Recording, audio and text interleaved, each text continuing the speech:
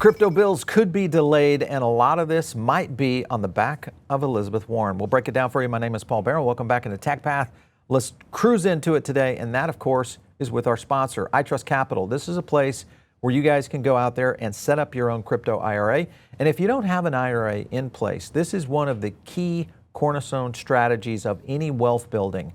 Get an IRA. You can only put so much in it each year. Consult your tax advisor. They'll tell you to do the same thing. But the cool thing about iTrust is you can put crypto in this, gold, silver, all sorts of digital assets out there. All you have to do is use our link, get $100 in funding rewards to get started, and you'll be going.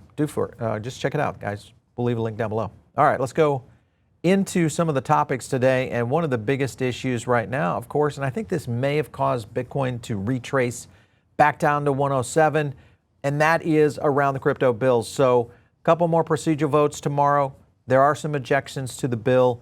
There is the Haggerty Amendment that's been adopted. Key is we're going to know a little bit more tomorrow afternoon today of how this is going to play out. Most likely this has been delayed into next week. All right, so I want to go to this first clip, and this is going to get into why this bill is actually happening in the first place. Take a look. The Genius Act will be the most significant digital assets legislation ever to pass the U.S. Senate. Traditional financial institutions are said to be considering getting into the stablecoin business. And companies like Uber and Airbnb are reportedly exploring integrating them into their businesses. All right, so guys, this is something we've talked about for years, and that is when business adopts crypto, whether it's in a stablecoin or other, that is mainstream adoption. We are now at the precipice of that happening. So get ready, guys. It's going to happen. One lady that is not happy about that, of course, is Elizabeth Warren. And this is where she goes back at it against the Democrats. Take a look. I rise today to talk about the Genius Act and the threat it poses to our financial system, our national security, and our democracy. Now, before I outline the specific dangers posed by this bill, it's worth taking a step back to ask a simple question. Why is the crypto industry so vigorously lobbying for a bill? 30% of Americans are unbanked or underbanked. People who would like access to capital. I urge my colleagues to vote no on this bill. All right, so the reason, Senator Warren, that why the crypto industry is so adamant about this is because you have taken the congressional powers and pointed it directly at Americans who are trying to do something. And that has been going on for years and years. That's the reason that there is so much passion behind the crypto industry that is pushing not only for this legislation, but any legislation that gives us guidelines going forward. Here is where Senator Warren and Blumenthal, they go to war against Meta's new stablecoin. And this is another one where she calls this a threat. A couple of points within this. Timing of the congressional inquiry proves particularly significant. The Senate is now preparing, of course, up on this vote. And at the same time, we're getting this discussion coming in. And big tech companies issuing or controlling their own private currencies like a stablecoin would threaten competition across the economy. Now, I do agree with the fact that I don't think a big tech company should be able to control one. The beauty of crypto is that there are going to be many options, where in social, you have very limited options. Now, the power of social platforms could play into this, but I feel like this is going to be something that needs to be out on the open market. I hope that Zuckerberg goes that direction. We will see if that actually occurs. Now, much of this is centered around corruption. And when you look at the amount of corruption that's been targeted at POTUS, part of this, of course, is coming in on his Memecoin, how he's structuring his digital assets company, all of that now coming to a head. Here's a clip. Take a look. They don't know where we stand on the crypto that we're becoming so familiar with. You've all heard of a meme coin. Maybe you haven't. A meme coin. You can own, you can buy it. You pay $1 and you get, well, what do you get? Nothing. Nothing. You don't even get an email with a picture of a coin, but you can think of it like that. You get, a register on an investment site that shows you now own a dollar coin. You get nothing. This coin can't even be used to buy anything. Nothing of tangible value. I know the people who are adverse to this bill have their own political view. It's extremely unhelpful that we have a president who's involved in this industry. But that does not diminish the excellent work in this legislation. All right, so as you guys know, the Trump meme coin, very successful. There is some basic utility around that, but really it's more around the support of the president. And I think that would go with almost any meme coin out there. You're supporting a community. In many cases out there, if you think of value to value, there's all sorts of issues that are playing out in this market. And meme coins are just part of it. It's going to be a fun thing that I think a lot of people will continue to participate in. Now, whether or not they allow this to happen in legislative branches is the question. House Democrats now are introducing the Meme Act, and this would be a bill that would ban officials from issuing or endorsing meme coins like Trump. You have to think about this for a second, because if you could not do that, well, why would you not be able to do insider trading? I mean, there's ETFs out there, one of which is named Nancy for a reason, and that is just following the trades of what's going on in Congress. That's kind of the situation here. If you were going to pass something like that, you would have to directly go at insider trading as well. Now, Kristen Gillibrand, she goes in and she starts to talk a little bit more around the anti-crypto Dems, and she starts to go head to head and kind of serve up to them. Take a look. I'm not going to be supporting the legislation. I'll say maybe it's not 98%, but I'll bet you 9 out of 10 Americans agree with me. Both Democrats and Republican administrations have repeatedly called on Congress to do their job. Regulate this new industry. Do your work. Write legislation and pass a law. I started working on this legislation 3 years ago. This is not a bill written quickly for any reason, but to regulate an industry that needs rules of the road. Congress's failure to act has left the digital asset space as a wild west where American consumers are vulnerable to scams and businesses are desperate for the regulatory clarity. It's unacceptable. This bill is going to pass with votes from the Democratic Party, even though there was not a single amendment voted on. I object to that as a Democrat.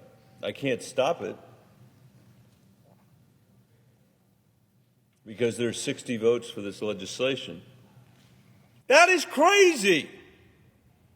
Man, defeat is hard to take sometimes. And that is where they are right now. The Democrats are in a position right now where they've not been able to shore up a position against this, because it is true what Gillibrand was saying, and that is we have to get some sort of regulatory framework in place. At least now we've got something moving forward. And I think this is going to continue to move quickly. So expect more bills to start to play into this as well. Now, reminder that Trump has been pushing for this very, very hard. He sends a reminder to Congress. Take a look. Many have called me the first crypto president. That's an honor. On day one, we ended the Biden administration's war on crypto. It was an absolute war and very unfair. And we unleashed American innovators to do what you do best, lead the world into new frontiers. We ended Operation Choke Point 2.0. I created the first presidential working group on digital assets. I named a pro-freedom, pro-innovation SEC chair, a great man named Paul Atkins, and we created the U.S. Strategic Bitcoin Reserve and the United States Digital Asset Stockpile. But we are not done yet. My administration is working with Congress to pass the Genius Act, supporting the creation of dollar-backed stablecoins. And we also will be working to create clear and simple market frameworks that will allow America to dominate the future of crypto and Bitcoin. All right, so Trump is getting a little bit, I think, tensioned there in the sense that Congress is not getting through with the proposal of where these bills are going.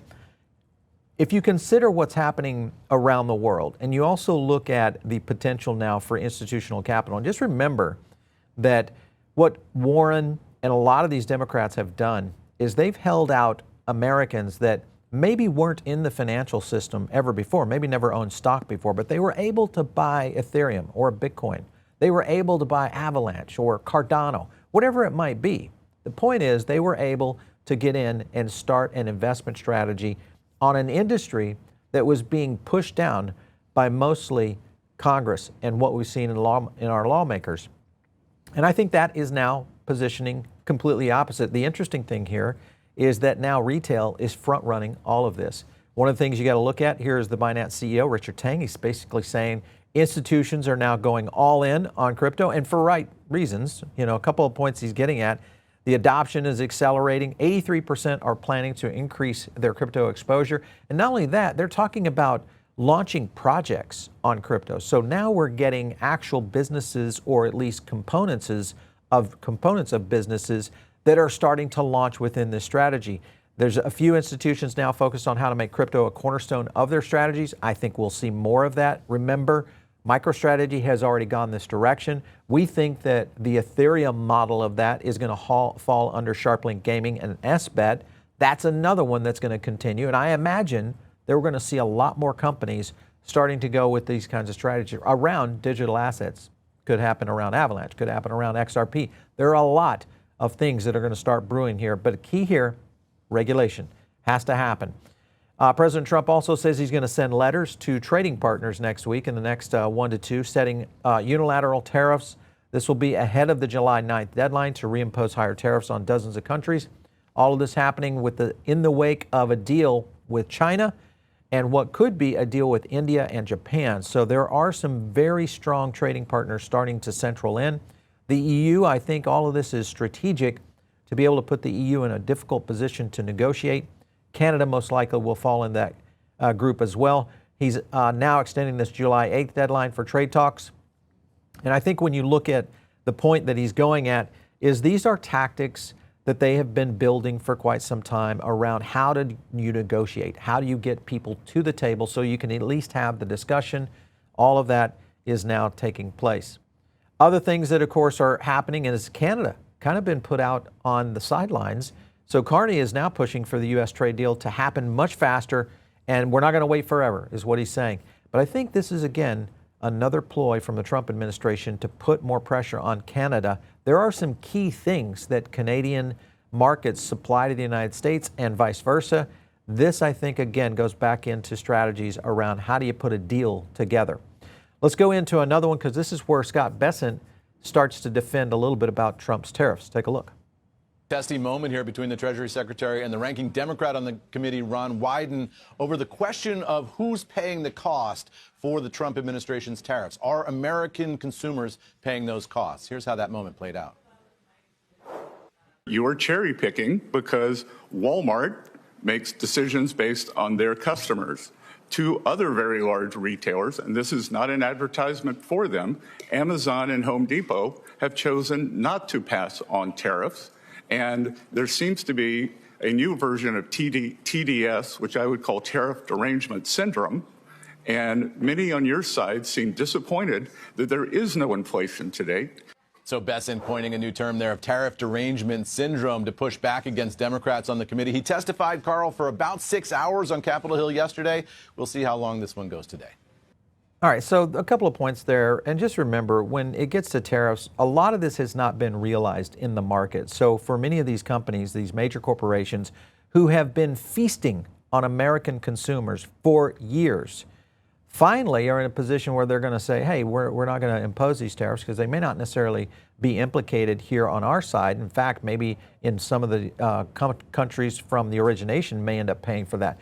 The real question is, does this raise cost to the American consumer? If it does, you got to look at this right here, $22 billion during May alone. Look at the spike right here in terms of tariff receipts. Now, what I would say to the Trump administration, if we're getting that kind of revenue, why do we need taxes? Because if we do in fact get a rise in expenses, if companies choose to continue to make more profit and pass that on to American consumers, okay, well then we need to lower taxes on many of the things and proposals that have been talked about, including tips, people that make $150K and less.